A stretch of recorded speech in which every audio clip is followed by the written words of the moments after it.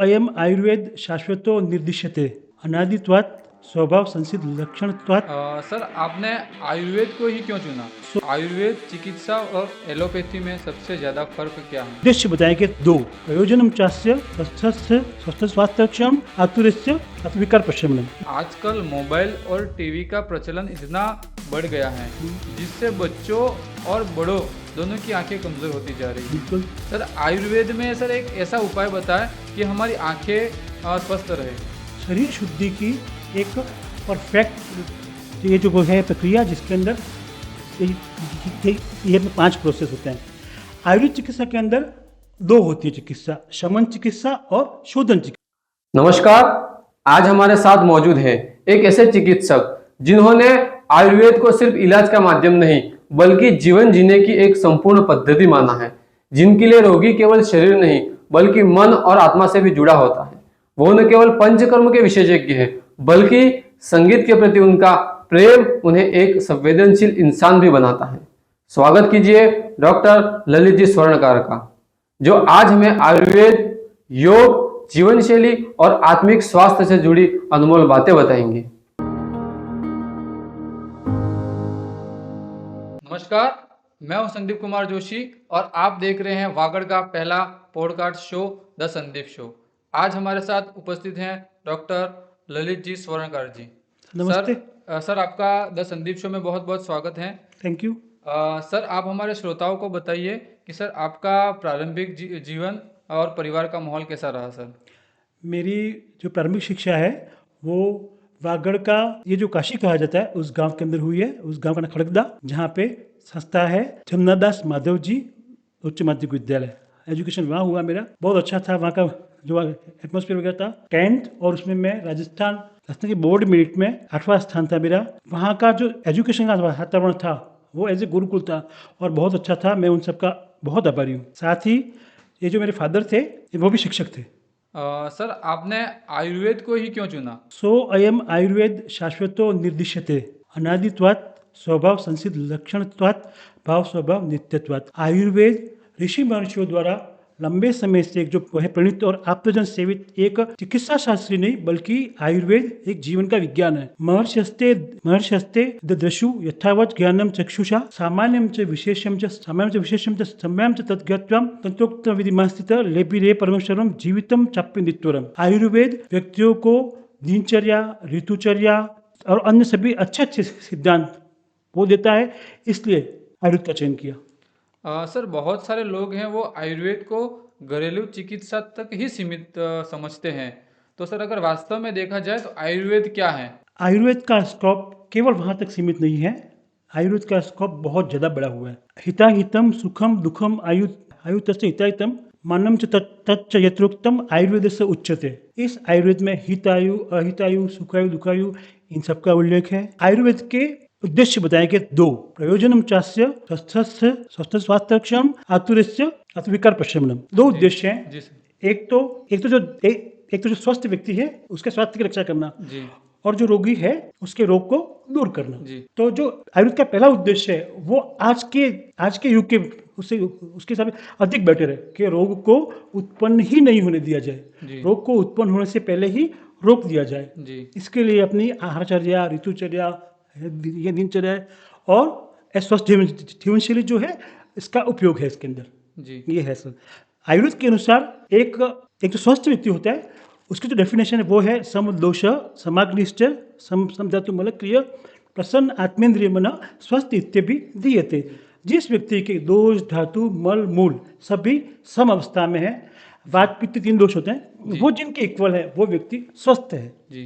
तो आज के युग में तो आयुर्वेद की बहुत ज़्यादा डिमांड है। ये है सर आयुर्वेद चिकित्सा और एलोपैथी में सबसे ज़्यादा फर्क क्या है? सर चिकित्सा पद्धति कोई भी हो सब अच्छी है जी, कोई बुरी नहीं है। अपना गोल ये होना चाहिए रोगी के रोग को दूर करना जी और रोगी को स्वास्थ्य लाभ देना। आयुर्वेद का आयुर्वेद एक प्रकार की निरापद पद्धति है, नो साइड इफेक्ट। ये चीज़ है। एलोपैथी में आजकल कुछ थोड़ा एंटीबायोटिक वगैरह उसमें और ये थोड़ा ध्यान ज़्यादा है, बाकी सब पद्धतियाँ एक समान है, सबका अपना अपना महत्व है। सर अब हमने सुना है कि जब हम आपका पॉडकास्ट लेने के लिए सोच रहे थे तब हमें ये पता चला कि आप पंचकर्म के स्पेशलिस्ट माने जाते हैं सागवाड़ा क्षेत्र में।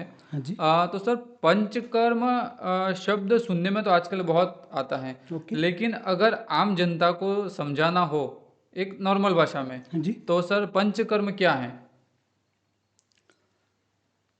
शरीर शुद्धि की एक परफेक्ट ये जो वो है प्रक्रिया जिसके अंदर ये 5 प्रोसेस होते हैं। आयुर्वेद चिकित्सा के अंदर 2 होती है चिकित्सा, शमन चिकित्सा और शोधन चिकित्सा। शमन चिकित्सा के अंदर अपन क्या करते हैं, एक रोगी को औषध वगैरह और ये दे देते हैं। शोधन चिकित्सा में रोगी का जो शरीर है पूरा उसका पूरा शोधन करते हैं अपन। तो शोधन विधि the complete detoxification of mind, body and soul. इसके लिए प्राचीन समय से पंचकर्म एक आयुर्वेद का रीड है। जी। आयुर्वेद के महर्षियों ने भी ये कहा है कि दोषाः कदाचित् कुप्यन्ति जीता लंघन पाचने जीता संशोधनेर्व न तो तेषां पुनरुद्भव। जिन दोषों का निर्हरण लंघन पाचन से होता है वो तो शरीर में वापस भी उत्पन्न हो सकते हैं, लेकिन शोधन से अगर किन्हीं उसका दोषों को अपन निकालते हैं तो उन दोषों का वापस वो पुनरुद्भव नहीं होता है। एक बांस की जैसे होती है लकड़ी होती है, बांस की लकड़ी को अपन उसको स्नेह स्वेदन वगैरह कर दें, हल्का सा उसको ऑयल लगा के कर दें, फिर उसको स्टीम दे दें, तो उसको आपकी इच्छा होगी जैसे उस इच्छा में उसको मोड़ सकेंगे। शोधन की ये महिमा है। पंचकर्म करके मीन्स किसी व्यक्ति का यदि शोधन करके आप उसको औषधि दोगे तो वो औषधि का असर उससे जस्ट डबल और उससे उसका लाभ अधिक होगा। ये लाभ है शोधन का। ठीक है। ये जो पंचकर्म का मतलब है 5 कर्म, वमन, विरेचन, वस्ति, नस्य और रक्त मोक्षण। शास्त्रोक्त विधि से अगर अपन इसको करते हैं तो इसके रिजल्ट बहुत अच्छे होते हैं। इनको हम लोग 3 स्टेप में करते हैं, एक पूर्व कर्म, एक प्रधान कर्म और एक पश्चात कर्म। जी। एक जो फर्स्ट होता है जो उसके अंदर रोगी जो होता है उसकी बॉडी होती है उसको इस काम के लिए रेडी करना। हाँ, तो उसमें अपने स्नेह स्वेदन वगैरह ये करते हैं। उसके बाद जो होता है वो मेन कर्म जो होता है उसका मुख्य कर्म, और फिर अंतिम होता है पश्चात कर्म जिसके अंदर अपन संसर्जन कर्म वगैरह ये करते हैं। ये होता है पूरा। और सर आप पंचकर्म के कितने प्रकार होते हैं और हर प्रक्रिया का उद्देश्य क्या होता है?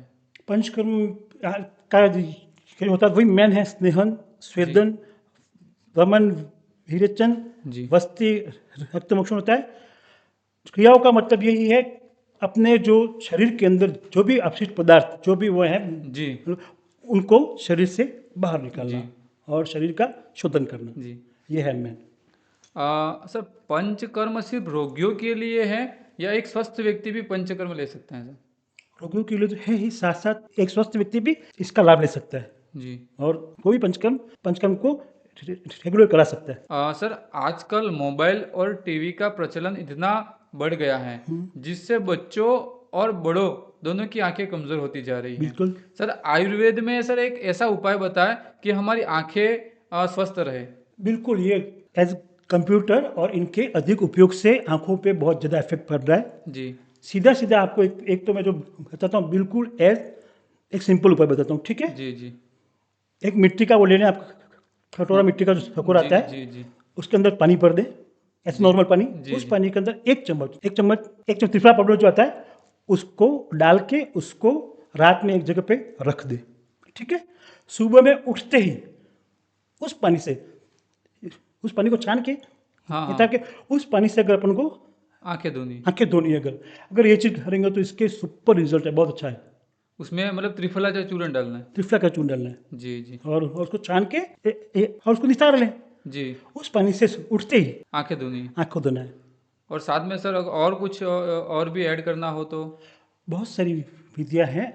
ये उसके अलावा आंख के लिए अक्षय तर्पण होता है। अक्षय तर्पण जिसको नेत्रवस्ती भी बोलते हैं जी।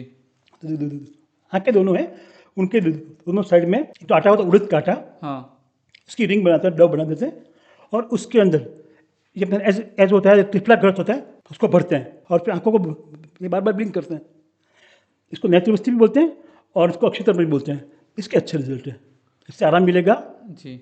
साथ साथ टैबलेट्स वगैरह में अगर आप लेना चाहें ये तो उसमें आप ये सप्तामृत लोगों को ये गाय का जो गाय का किया जाता है हाँ। उसके साथ उसको आप लेंगे तो अच्छा रिजल्ट है उसका। सर आजकल बहुत सारे लोग चश्मा हटाने के लिए लेसिक ऑपरेशन करवा रहे हैं। हाँ जी। तो सर क्या आयुर्वेद में इसका कोई सॉल्यूशन है कि बिना लेसिक ऑपरेशन से हमारा चश्मा हट जाए? आयुर्वेद में जैसे अपन औषध को लेते हैं, हाँ, तो उसमें मैंने आपको ये बताया कि जी। एक तो मतलब जैसे ना सप्तामृत लो है, आंवला चूर्ण है, त्रिफला है, इसको आप जी। रेगुलर लें। जी। ठीक है। हफ्ता के वो आता है ड्रॉप वही, इसमें है ना त्रिफला के रिजल्ट सबसे अच्छे हैं, जी। बहुत बढ़िया। उसके अलावा योग के रूप में अगर आप कुछ करना चाहें तो एक एक क्रिया होती है, उसके ऊपर आप उसको बोलते त्राटक, है ना, त्रटक। त्राटक क्रिया, हाँ, ठीक है। हाँ। या तो हाँ, दीपक के बिल्कुल, सामने। आप दीपक के सामने नेत्र को रख के वो करें, हाँ। या फिर एक स्पॉट बना दें हाँ। और उसको रेगुलर देखना है। आप सन के सामने भी कर सकते हैं, लेकिन उसमें थोड़ी सी अपने को रखनी सावधानी, और ये अच्छा है काफ़ी। सर अगर आपने जैसे कि पंचकर्म के बारे में बताया और पंचकर्म की सारी प्रक्रिया बताई, अगर अपने क्षेत्र में अगर किसी को ये सारी चीज़ें करवानी है तो वो कहाँ पे करवा सकता है? अपने क्षेत्र में अब तो इसका स्कोप है, जी। बहुत अच्छी तरह से उपलब्ध है। सागवाड़ा चिकित्सालय में है, और ये अपने खड़गदा चिकित्सालय में है, डूंगरपुर चिकित्सालय में भी है। तो सर इसके लिए पहले कोई रजिस्ट्रेशन करवाना पड़ता है या सीधा अपने आपके हॉस्पिटल में आके सीधा वो रजिस्ट्रेशन वगैरह का कुछ प्रोसेस रहता है? अब राज्य सरकार ने इस चीज को माँ योजना के साथ में ऐड कर दिया है, इसलिए अब इसमें अपने को है ना आधार कार्ड वगैरह ऐसा कुछ साथ में ये करना पड़ेगा, और उसके जी। बाद हो जाएगा। तो आप सभी श्रोताओं से निवेदन है कि अगर आपके घर में रोगी हो या कोई स्वस्थ व्यक्ति हो और उन्हें पंचकर्म करवाना है, तो सर ने 3 प्लेस बताए हैं। एक तो खड़गदा में पंचकर्म की सुविधा उपलब्ध है, एक अपने सागवाड़ा में उपलब्ध है और एक डूंगरपुर में भी उपलब्ध है। सर हम आगे बढ़ते हैं। सर आपके अब तक के राजकीय सेवा में कोई ऐसा मरीज जो पंचकर्म से स्वस्थ हुआ हो और आपको आत्मसंतुष्टि मिली हो कि कहीं न कहीं ये मरीज था और पंचकर्म मेरे द्वारा करवाया गया और वो आज स्वस्थ हैं? ऐसे तो बहुत सारे हैं, एक दो के उदाहरण मैं बताता हूँ। एक जी। अपने ये जो एक गाँव है आंतरी के पास में, जी। जोजा, वहाँ का है एक पेशेंट है, उसका नाम कमू रोध करके है। उसको हाँ, हॉस्पिटल में हमारे ये 4 से 5 लोग एक खाट के अंदर डाल के लेके आए थे। यह उसको पैरालाइज हुआ था, बिल्कुल जी। वो चल फिर नहीं रहा था। पंचकर्म और आयुर्वेद चिकित्सा के बाद आज वो अपने लेवल पे चल फिर रहा है, चल के आता है मेरे पास हॉस्पिटल। एक तो ये, उसके अलावा एक ढेचा के गुरुजी हैं, पूजीलाल जी प्रजापत, जिनको स्टोमक में कुछ प्रॉब्लम थी, जी। आत्मशोथ वगैरह, जी। ऐसे तो उनको हसत वगैरह थे, उनके हर जगह घूम के आ गए थे वो। फाइनली बिल्कुल उन्होंने अपना सब कुछ छोड़ दिया था, मेरा अहमदाबाद, दिल्ली, बॉम्बे, सब जगह। जी। फिर उसके बाद वो यहाँ पे आए। 1 महीने तक मैंने उनकी सिर्फ मात्रावस्थी की थी, सिर्फ यात्रावस्थी, चैतन्य तेल से, और आज वो अच्छे बोले। सर आयुर्वेद और योग का संबंध बहुत गहरा है। अब हम पंचकर्म की बात होगी, अब हम योग की बात करेंगे। आजकल डिप्रेशन, अनिद्रा और जनरल वीकनेस बहुत सी हो गई है। सर ऐसे में योग एवं स्वस्थ जीवन शैली से कैसे लाभान्वित हो सकते हैं सर हम? योग अपने आप में एक पूरा कंप्लीट वो है। अष्टांग योग को अगर हम माने जी। तो योगस चित्तवृत्ति निरोध, जी। योग कर्मसु कौशलम, किसी कार्य को अपन किस तरह से करते हैं कुशलता से, इसके लिए योग अपने आप में एक वो है। योग और अष्टांग योग होता है। जी। अष्टांग योग के अंदर यम, नियम, आसन, प्राणायाम, प्रत्याहार, धारणा, ध्यान और समाधि, समझ। ये अष्टांग योग है। जी। समाधि तक तो जाना बहुत दूर की बात है। अगर अपन यम नियम को ही मान लेंगे जी। और अगर उनका अनुसरण ही कर देंगे तो भी आप आदि उपलब्धि तो अपनी हो जाएगी। ठीक है। आज का युग का जो है तनाव वगैरह जो है, स्ट्रेस वगैरह, इनको दूर करने के लिए मैं जहाँ तक मैं मानता हूँ प्राणायाम बेस्ट है। जी। प्राणायाम सबसे बेस्ट है, और उसमें भी ध्यान, अनुलोम विलोम है, भस्त्रिका है, कपालभाति है, अग्निसार क्रिया है, ध्यान है, उद्गीत प्राणायाम है, इन सबको करना है। सर शुरुआत में ये पॉडकास्ट सुनने के बाद अगर कोई योग का शुरुआत करता है तो सर आप कौन से योगासन और प्राणायाम उनको सुझाएंगे जो शुरुआत में शुरू करने से वो कर सकता है? बिल्कुल, अगर कोई इंटरेस्टेड है तो वो एक काम करे, ये अपने सूक्ष्म व्यायाम से स्टार्ट करे। ठीक है, सूक्ष्म व्यायाम जैसे स्कंद चालन है, कटी चालन है, ग्रीवा चालन है, ताड़ासन है, रक्षासन वगैरह, जो अपना जो IDY का वो है प्रोटोकॉल, उसका अनुसरण करे, वो सबसे अच्छा है, उसमें कोई प्रॉब्लम नहीं होगी और लाभ भी होगा। यहाँ मैं खुद अपना उल्लेख करूँगा, मैं खुद भी थोड़ा होता है, लेकिन आपने 1 साल से मैं रेगुलर कर रहा हूँ, योग कर रहा हूँ, और उसका फायदा हुआ मेरे को बहुत ज़्यादा। सर आज के जो बच्चे हैं वो मोबाइल को देखकर उनकी जो एकाग्रता है वो बिल्कुल खत्म सी हो गई है। तो मानसिक एकाग्रता को बढ़ाने के लिए आप कौन से योग और प्राणायाम सुझाएंगे जो विशेषकर वो एक मानसिक एकाग्रता में जो बच्चों के लिए लाभान्वित हो और उनकी स्टडी अच्छे से वो कर सके सर? अनुलोम विलोम जी एक बहुत अच्छा है, और एक भ्रामरी बहुत अच्छा है, और एक है समाधि मुद्रा में ध्यान, जी। मेडिटेशन। थोड़ा सा सर समाधि मुद्रा सर क्या है, थोड़ा सा इसमें थोड़ा हमें बताएं। समाधि मुद्रा है तो मतलब कैसे क्या है वो? समाधि मुद्रा के अंदर क्या, अपने को जैसे एक उसमें बैठ के जी आंखों को बिल्कुल बंद करके एकदम, और अपना जो ध्यान है वो यहाँ पे जो जो इसमें जो है जो नेत्र, उसके अंदर का जो है मध्य, उस पर अपने को वो करना है, जी कंसंट्रेट, और उसको करके एक जगह बिल्कुल ये उस मुद्रा में आके बैठना है, और अपना जो इष्ट है उसका स्मरण करना है, बस ये है मैंने। सर आज का युवा आत्मसंयम स्वास्थ्य और ध्यान से दूर हो रहा है, उन्हें आप क्या संदेश देना चाहेंगे? जीवन में अगर आगे कुछ करना है, कोई अचीवमेंट वगैरह करना है, तो उसके लिए एक रूपता होनी ज़रूरी है। योग और इस पर प्राणायाम को अपनी लाइफ में कम से कम आधा घंटा, और आधा घंटा न भी दे पाएँ तो 10-15 मिनट भी देने हैं। योग और प्राणायाम को। बिल्कुल। सर आज का कोई युवा अगर आयुर्वेद के फील्ड में आना चाहे तो उसकी क्या प्रक्रिया है? Most welcome. आफ्टर 12th, जी 12वीं के बाद ये जो एग्ज़ाम होता है इसका, एज नीट का एग्ज़ाम होता है, उसके थ्रू काउंसलिंग होती है। काउंसलिंग के थ्रू आयुर्वेद कॉलेज जो अपने हैं उनके अंदर एडमिशन होता है। हाँ, तो एडमिशन वगैरह उसमें हो जाएगा। ये है ना, 5.5 साल का कोर्स है। जी एक तो BMS का, हाँ और नर्सिंग भी होती है, जी और उसके अलावा और भी बहुत सारे होते हैं कोर्सेज वगैरह। तो अच्छा स्कोप है फीस में, और शायद आई थिंक आने वाला समय आयुर्वेद का ही होगा। जी बिल्कुल, बहुत बढ़िया सर। शारीरिक मानसिक और रचनात्मक विकास के लिए म्यूजिक थेरेपी का चलन बढ़ रहा है। मूड फ्रेश करने के लिहाज से यह एक प्रभावशाली माध्यम बन चुका है। तो सर इस विषय में आप क्या कहना चाहेंगे? संगीत अपने आप में एक बड़ा ऊंचा वो है, जिसके साथ सुर वगैरह जो होते हैं, उनसे अगर वो अपन करते हैं संगीत थेरेपी, तो निश्चित, क्योंकि होता ये है, जिस तरह से संगीत, एक कोई रोगी है, उसको आपने उसके अनुकूल, यानी कि उसके मनोकूल आपने अगर कोई मनोकूल। संगीत लगाया, जी हाँ, तो उसकी सेल्स जो होंगी, जी उसके जो सेल्स होंगी, और उसका जो पूरा सिस्टम है वो जी उस हिसाब से काम करता है। काम करते तो निश्चित ही इसका होता है, बेनिफिट होता है जी। 100%। सर हमने सुना है कि आप भी एक बहुत ही संगीत प्रेमी हैं, तो सर आपके मन पसंदीदा कोई एक गीत या संगीत हमें सुना दीजिए सर।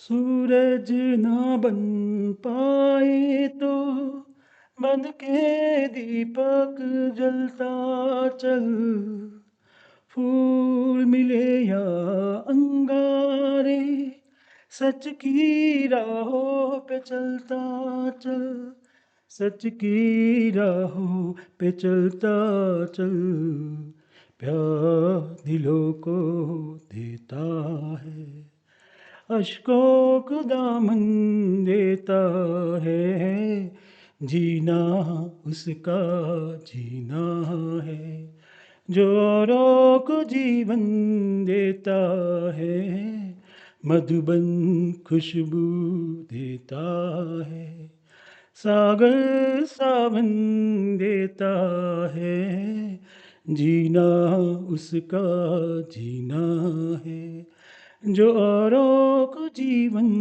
देता है, मधुबन खुशबू देता है। बहुत बढ़िया सर, आनंद आ गया। सर कई लोग दवाइयों से पहले दादी नानी के नुस्खे अपनाते हैं, तो सर आज की जो मौसमी बीमारियां हैं उनके लिए 2 या 3 ऐसे नुस्खे बता दीजिए जो आम लोग आसानी से अपने किचन से यूज़ कर सके सर उसका। यस, बिल्कुल। जैसे आजकल एक चीज़ होती है, सर्दी जुकाम वगैरह जो होता है, जी उस टाइप के जो होते हैं, तो उनमें अपन जैसे अपने घर में होता है, ठीक जी है, तुलसी, हल्दी, दालचीनी, इन सब का एक कप में लेके, या उसको उबाल के, जी और इसका काढ़ा बना लें, और इसको ले लें, हाँ, तो इससे भी आराम हो जाएगा। इसका पेट दर्द वगैरह में अपने हींग होता है, उसके रिजल्ट बहुत अच्छे होते हैं। हींग, केवल हींग ले लें आप, पानी के साथ। हाँ बिल्कुल, उससे भी आराम होगा। जी सर आपसे पूछा जाए कि एक आम व्यक्ति के लिए ऐसे 4 या 5 आसान घरेलू नुस्खे जो रोजाना करने से शरीर स्वस्थ, मन शांत और जीवन संतुलित रह सके, तो सर आप क्या सुझाएंगे? सुबह में उठ के जैसे अपन वो करते हैं, दातुन करते हैं, ये तो उसको अपन को है ना नीम का जो होता है उससे करना चाहिए, वो बहुत बढ़िया होता है। उसके अलावा आयुर्वेद में हमारे को होता है दर्शन संस्कार चूर्ण, जी वो अच्छा होता है उसके लिए, वो आप कर सकते हैं। उसके अलावा एक चीज़ आर्थराइटिस वगैरह जो होते हैं उसके अंदर हम लोग एक करते हैं सजेस्ट, अश्वगंधा के साथ हल्दी, मेथी और सौंठ सेम भाग में, जी जी इक्वल भाग में उसको मिक्स करके और उसको अगर लें तो उससे बहुत अच्छी राहत मिल जाती है। जी उसके अलावा एकाग्रता के लिए जैसे शंख पुष्पी है, जी।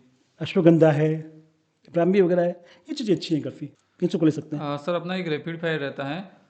सर आप सुबह उठते ही सबसे पहली चीज़ क्या करते हैं? योगा 100% और योग करता हूँ। और जीवन को सर एक लाइन में परिभाषित करना हो तो? जीवन एक अनमोल चीज़ है, ऊपर वाले की बहुत अच्छी वो देन है, चाहिए ये अपन इसको हंसकर, मुस्कुराकर, खेलकर, आनंद के साथ जिए, और यही फंडा बेस्ट है। सर आपने अपना समय निकाला, उसके लिए सर हम आपका बहुत बहुत धन्यवाद अर्पित करते हैं। आपको भी थैंक यू। और सर आपने समय निकालकर एक स्वस्थ जीवन शैली को कैसे जिया जाए और पंचकर्म और योग के बारे में बताया सर, इसके लिए आपको बहुत बहुत एक बार फिर से सर धन्यवाद। आपको थैंक यू बहुत बहुत।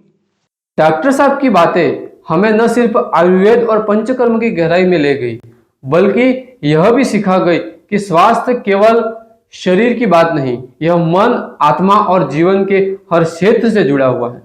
उनके अनुभव, उनका संगीत प्रेम और उनकी सेवा भाव, इन सबको मिलकर आज की बातचीत को खास बना दिया। डॉक्टर साहब, आपका बहुत बहुत धन्यवाद कि आपने अपने ज्ञान और अनुभव से हमें समृद्ध किया। आप सभी श्रोताओं से आग्रह है, इस एपिसोड को जरूर शेयर करें ताकि आयुर्वेद की ये अमूल्य बातें हर घर तक पहुंचे। तब तक के लिए स्वस्थ रहे, मुस्कुराते रहे और जुड़े रहे द संदीप शो के साथ। और आप सभी श्रोताओं का तहे दिल से धन्यवाद।